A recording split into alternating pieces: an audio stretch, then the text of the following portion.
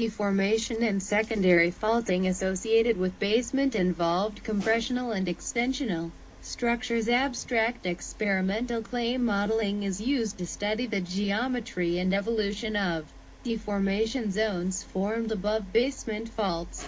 The nature of deformation is compared for reverse faults dipping 30, 45, and 60 degrees, vertical faults, and normal faults dipping 60 and 75 degrees. Basement faulting results in the formation of a sheared triangular deformation zone that widens upward in the cover units.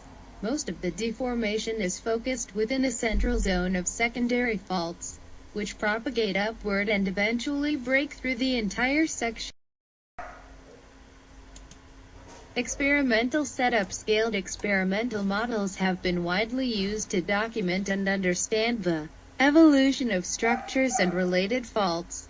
White clay has been documented to be an appropriate modeling material because the fractures and faults formed in clay as a response to applied stress are similar to that in natural rocks because the strain fields associated with faulting in clay are similar to those predicted by dislocation calculations, and because the faults are developed as discrete surfaces whose geometry and evolution can be easily studied. The experiments were conducted using a 5 cm layer of white clay to represent the sedimentary units and aluminum blocks to represent the basement. The clay had an average density of 1.40 grams cc and a shear strength value of 0.011 kilograms per centimeter 2. The clay did not contain additional layering, and therefore, all deformational observations relate to that of a homogeneous medium, rigid basement blocks, separated by faults with dips of 30, 45, and 60 degrees were used for the compressional structures, and dips of 60 and 75 degrees were used for extensional structures. Vertical uplift was studied using blocks separated by 90 degrees planes. The structures with basement fault dips from 30 to 75 degrees were modeled using a combination of 3 aluminum blocks, 2 of which acted as footwall ramps and the third as the rising or subsiding hanging wall fault block. Depending on whether compressional or extensional structures were being modeled. Figure 2a. To create displacements, the 3 blocks were placed between an immobile wall and a mobile wall driven by threaded rods at a constant velocity of approximately 3.5 *10 centimeters per second. Vertical fault motion was modeled by placing a hydraulic piston under the mobile block that was raised or lowered at a constant velocity. Figure 2b. The velocity was kept at a constant 2.0 *10 centimeters per second, with the aid of an electric motor connected to a mechanical speed control. Clay models conducted at this scale and velocity. Reverse basement faults. Reverse fault experiments with faults dipping 30, 45, and 60 degrees were conducted. The structural evolution is well represented by the 45 degrees experiments. Figure 3.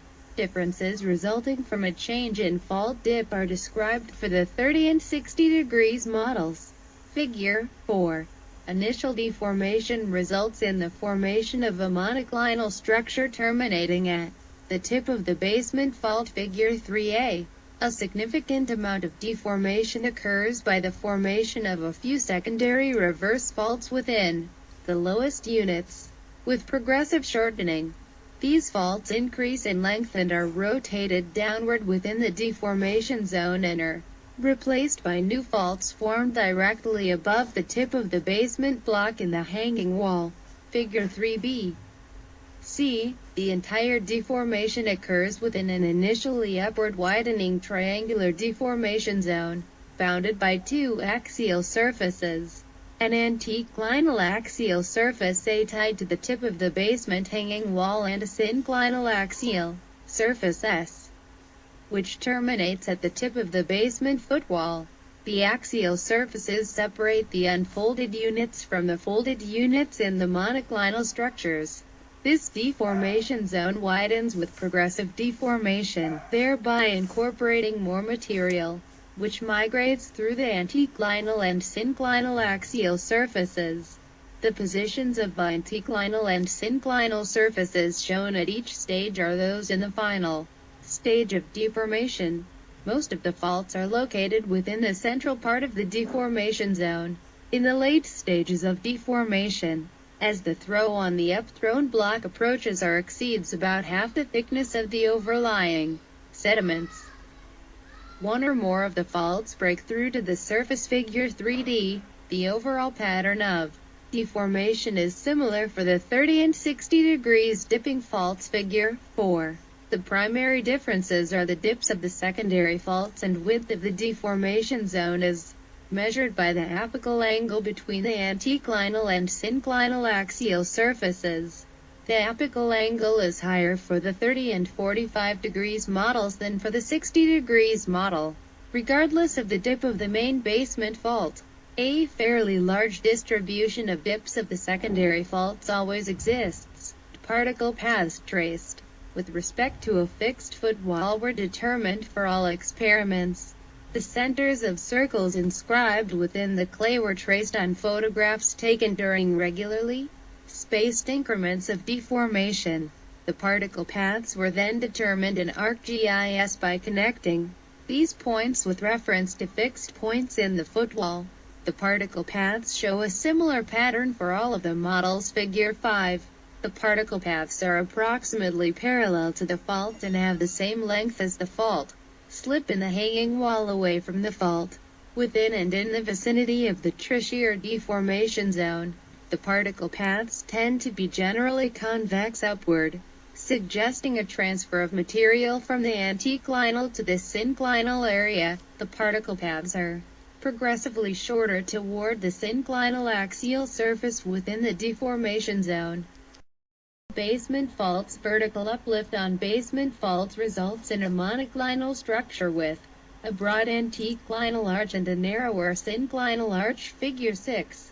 The zone of deformation is bounded by a steeply dipping synclinal axial surface tied to the top of the basement in the stationary block, and an anticlinal axial surface that dips in the opposite direction, and is tied to the top of the basement in the up-thrown block. Most of the deformation is localized along a central zone of faults, which originates at the tip of the basement master fault. These faults are initially close to vertical, but as they propagate upward, they develop a convex upward reverse geometry and rotate toward the down-thrown block. A few of the faults break through the cover sediments. When the throw on the basement fault exceeds a third of the throw on the basement fault, the final geometry of the deformation zone in the secondary faults approximates the geometry depicted in the upthrust model. Normal basement faults. Normal fault experiments with faults dipping 60 and 75 degrees were conducted. The structural evolution is shown for the 60 experiment. Figure 7. Initial normal separation on the master basement fault results in the formation of secondary normal faults immediately above the master fault.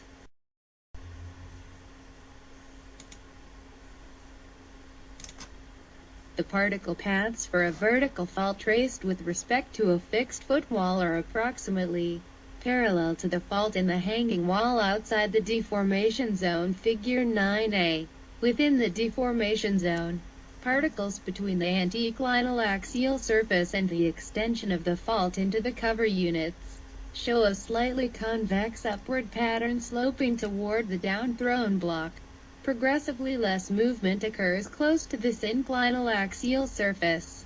Particle paths for normal faults show small amounts of movement along a convex upward rotational path. Figure 9b. C. In the vicinity of the synclinal axial surface, the particle paths show significant movement at angles slightly higher. Implications for interpretation. Many surface and subsurface examples of foreland basement involved structures are characterized by poor data, and details of the secondary faults and the geometry of the main basement fault are commonly a matter of controversy. Although some early models used normal fault geometries to explain foreland basement structures, these structures are now believed to be mostly related to thrust or high-angle reverse faults. However, it is still necessary to determine the dips of the underlying master faults, because the experiments of normal, reverse, and vertical faulting were all conducted using similar materials. They enable a comparison of the nature of deformation in these different tectonic settings. Comparison of the characteristic features observed in the experiments and the natural structures can be used to constrain the details of the geometry and subsurface interpretation. The experimental results also provide some important insights regarding deformation within the foreland deformation zones.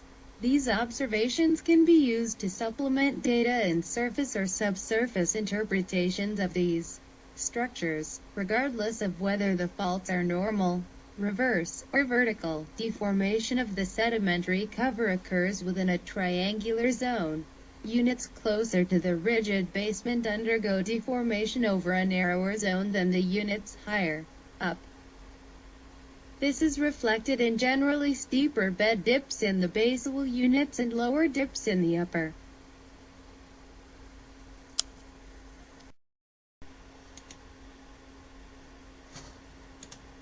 In addition, the density of secondary faults, the number of faults per unit length measured normal to the average fault dip, is higher in the basal units.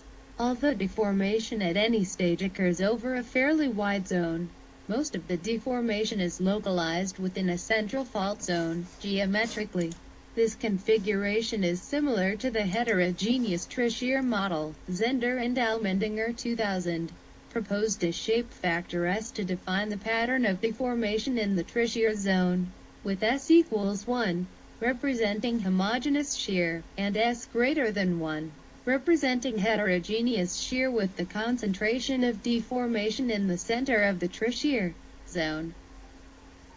According to this definition, the configuration resembles a case where S greater than 1.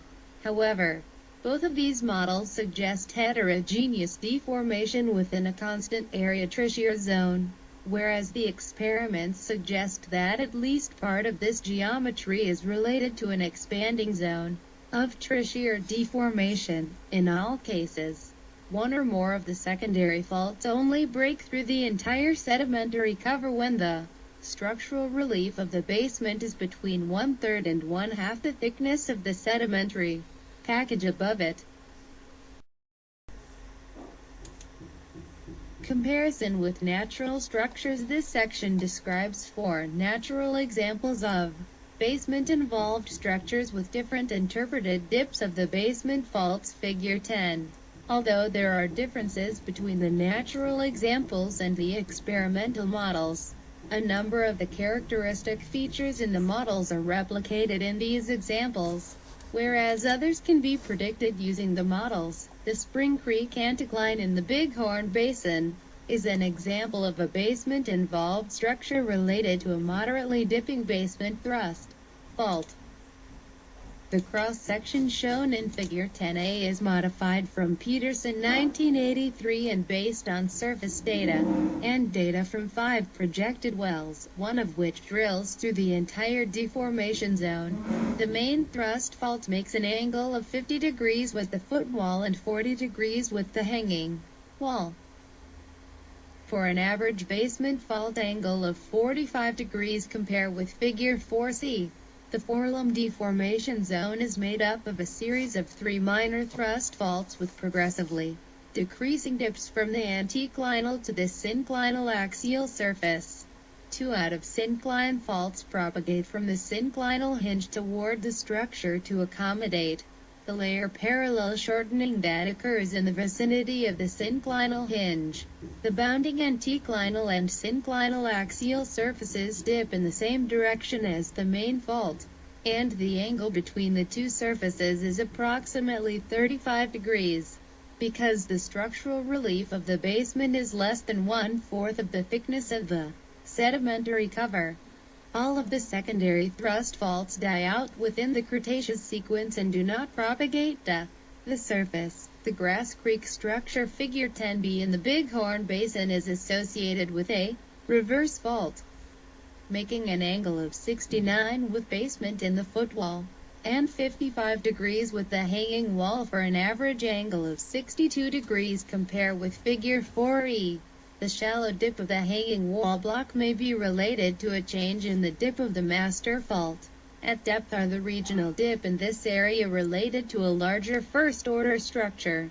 Surface dips and the interpreted subsurface geometry suggest a progressive decrease in dip from the fault zone to the surface within a triangular deformation zone. No data are available to document the number of secondary faults in the deformation zones. However, based on the experimental models, it can be postulated that a number of these faults are probably present.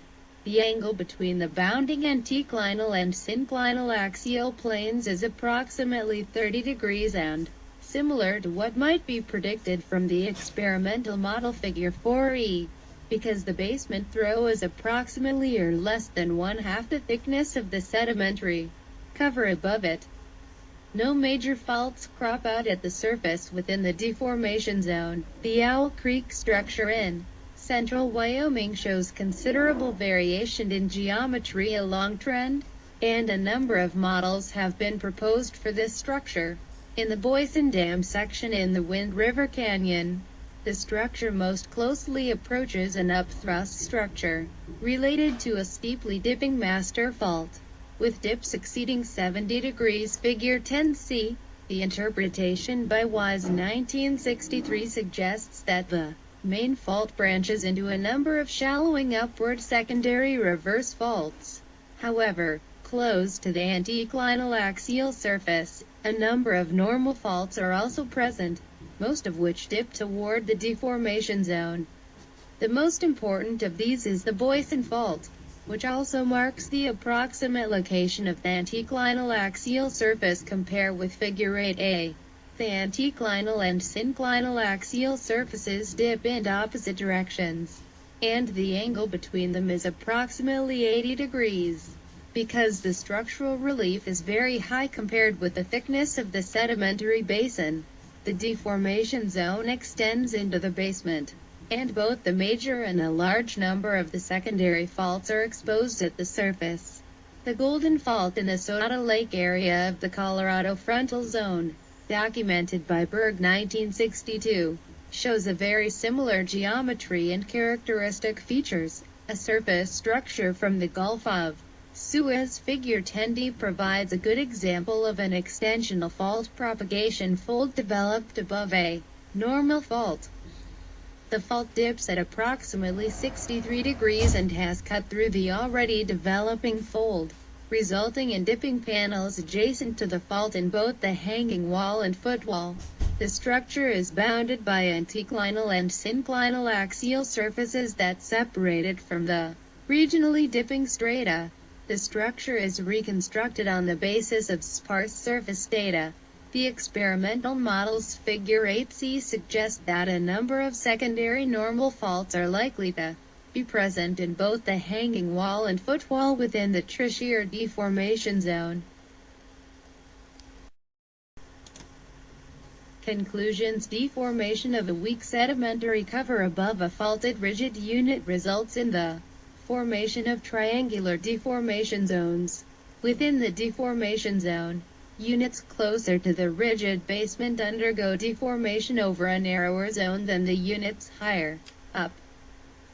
This is reflected in generally steeper bed dips and higher fault densities in the basal units, and lower bed dips and lower fault densities in the upper units. The deformation zone in all cases widens with time instead of being confined between fixed and locked hinges, so that new material is incorporated into the deformation zone with ongoing deformation. Although deformation at any stage occurs over a fairly wide zone, most of the deformation is localized within a central zone of upward propagating faults. The width of the deformation zone and the shapes of the axial surfaces are dependent on the dip of the fault. Faults with gentler dips generally result in wider deformation zones and more curvilinear bounding. Axial surfaces.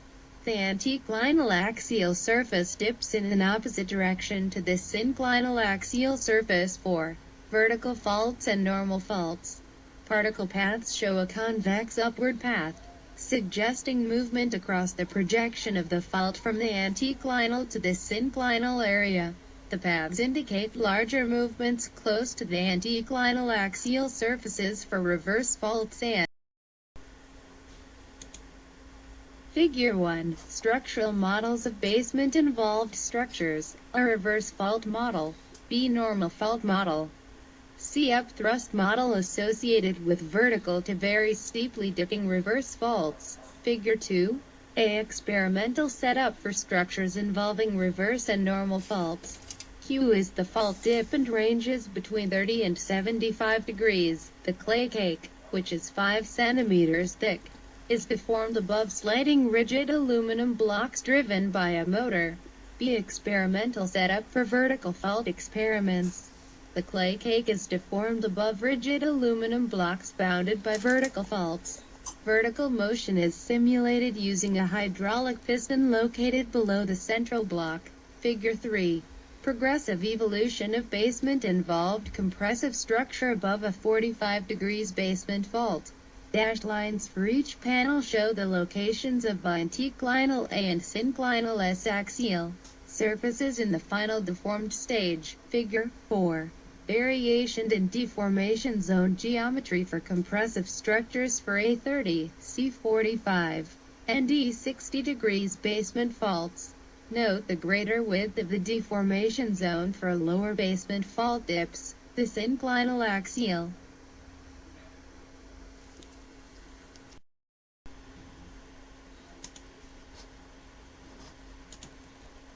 The synclinal axial surface is curved in the case of panel A. Panels B, D, and F show rows diagrams of the relative frequency of secondary fault lengths of different orientations normalized against the total lengths of all faults.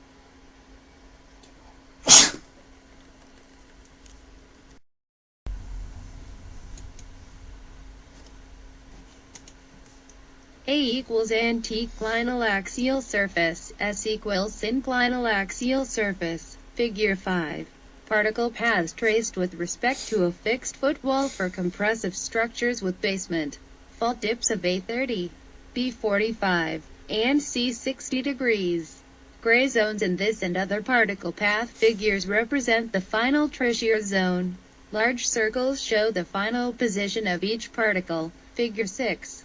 Progressive evolution of a basement-involved structure because of uplift on a vertical basement fault. The bounding axial surfaces A and S dip in opposite directions. Figure 7. Progressive evolution of an extensional basement structure above a normal fault dipping 60 degrees. The anticlinal and synclinal axial surfaces dip in opposite directions. Figure 8. Variation in deformation zone geometry for vertical faults A and normal faults with dips of C75 and E60 degrees. Note that in all cases, the anticlinal axial surface dips in an opposite direction to the synclinal axial surface. Panels B, D, and F show rows diagrams of the normalized fault lengths for different orientations of secondary faults. A equals anticlinal axial surface, S equals synclinal axial surface. Figure 9. Particle paths traced with respect to a fixed footwall for a vertical uplift 90 degrees fault, and extensional structures related to fault dips of B75 and C60 degrees. Figure 10. Examples of basement-involved structures related to different master fault geometries. A Spring Creek anticline from the Bighorn Basin related to a moderately dipping reverse fault. B. Grass